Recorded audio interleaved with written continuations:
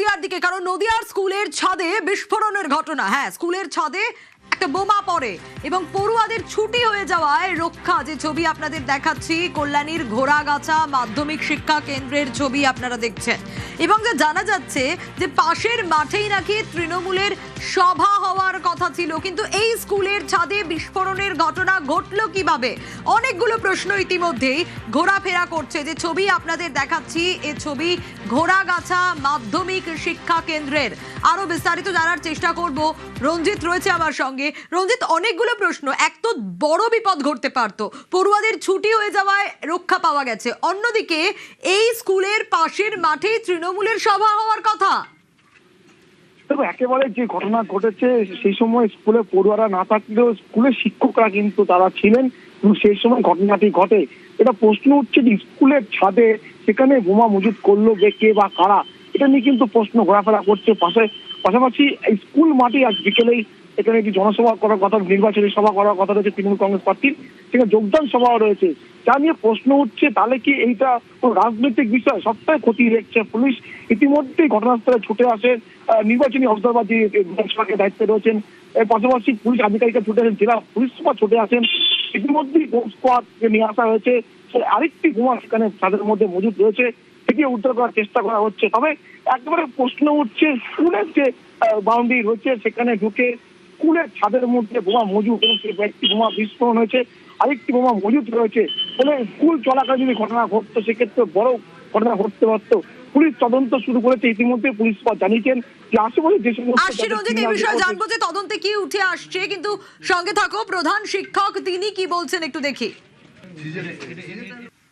পরীক্ষা চলছিল, পরীক্ষা হয়ে গেছে, তারপরে আধ ঘন্টা পরে এটা হলো। আওয়াজ শুনেছি আমরা উপরে, যখন একটা আওয়াজ হলো আমরা তখন অফিসে ছিলাম।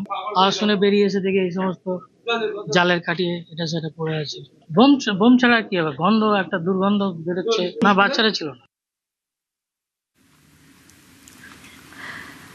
পাশের মাঠে তৃণমূলের সভা হওয়ার কথা, আর এখান থেকে অনেকগুলো প্রশ্ন উঠে আসছে। পড়ুয়াদের স্কুল ছুটি হয়ে গিয়েছিল, তাই কোনো রকমের রক্ষা, কিন্তু কে বা কারা স্কুলের ছাদে বোমা রাখলো বা বোমা ফাটলো কিভাবে, বিস্ফোরণের ঘটনা ঘটলো কিভাবে, তদন্তে এখনো পর্যন্ত কি কি উঠে আসছে রঞ্জিত? জেলা পুলিশ সুপার জানিয়েছেন যে তদন্ত করে রাখা হচ্ছে এবং আশেপাশে এলাকায় যে সমস্ত যাদের ক্রিমিনাল রেকর্ড রয়েছে বা পূর্ববর্তী কোনো এই ধরনের ঘটনার সাথে যুক্ত থাকার অভিযোগ রয়েছে, তাদেরকে খতিয়ে রাখা হচ্ছে। সমস্ত বিষয় খতিয়ে দেখে পুলিশ তদন্ত শুরু করেছে। কারণ স্কুল প্যারামিটারের মধ্যে, স্কুলের শুধু প্যারামিটার নয়, সেখানকার স্কুলের ছাদ, সেই ছাদের মধ্যে বোমা মজুদ কারা করলো, সেটাই পুলিশের কাছে বড় প্রশ্ন উঠছে। এবং ইতিমধ্যেই পুলিশ অভিযোগ দায়ের করে সেখানে তদন্ত শুরু করেছে, খতিয়ে দেখছে কারা সাথে যুক্ত রয়েছে। তবে সব থেকে বড় বিষয় হচ্ছে স্কুলের যে গ্রাউন্ড রয়েছে, স্কুলের যে ছাদ রয়েছে, সেখানে কিভাবে উঠলো সেটাই প্রশ্ন করছে।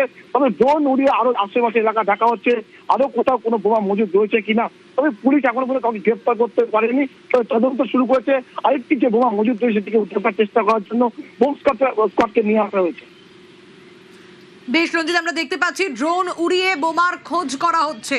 পুলিশের তরফ থেকে কি জানানো হচ্ছে শোনাবো। তো ওখানে একটা অ্যাসবেস্টস সিট ছিল, তার উপরে একটা বোম ছিল। বোমটা ফাটাবার জন্যই একটু ভেঙে যায় আর অনেকটা ক্যাবিনেট নিচে পড়ে যায়। তারপরে এসে আমরা দেখলাম কি উপর আরো একটা লাইভ বমই আছে। আমরা বম স্কোয়াডের খবর দিয়ে দিয়েছি, এলাকা কর্ডন হয়ে গেছে। আর আমরা একটা কেস স্টার্ট করে এই এলাকার যে আশেপাশে যারা ক্রিমিনাল আছে, যারা এরকম এক্সপ্লোজিভ মধ্যে আগে ধরা পড়েছে, ওদেরকে আমরা খতিয়ে দেখছি। Who are involved in there, will try to round up the suspects, ensure কারা করেছে সেটা বের করবো।